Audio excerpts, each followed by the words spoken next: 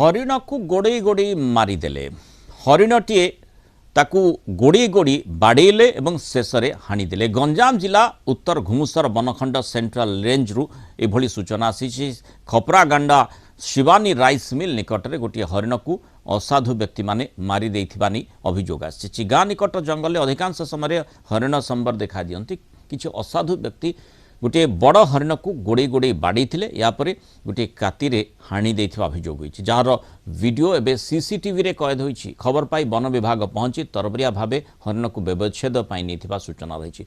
Ranger CCTV footage को जबत करी घटनार तदंत करछन्ते। एबे जंगल रे बारंबार पशु शिकार होइतबा खबर आसुथिले भी वन विभाग एथिप्रति दृष्टि देउनथिबा अभियोग होइछि। आलोचना करने संपर्क में अधिक सूचना नहीं जावा सोरडा रिपोर्टर संजीव पट्टनायक आम सहित जोड़ी। संजीव, जो भली भाव में संगीन अभियोग आम जाचे हरिण हत्या को नहीं किभली भाव में एठी एमानक कथा छाड़ू बड़ बड़िया भी केमती हैरान होइछंती, सेलिब्रिटी भी केमती हैरान होइछंती। तेणु हरिण को हत्या करबा ये संगीन अपराध एवं ता सत्वे किभली भाव में घटना घटी वन विभाग को केते गुरुत्वर सहित नहीं।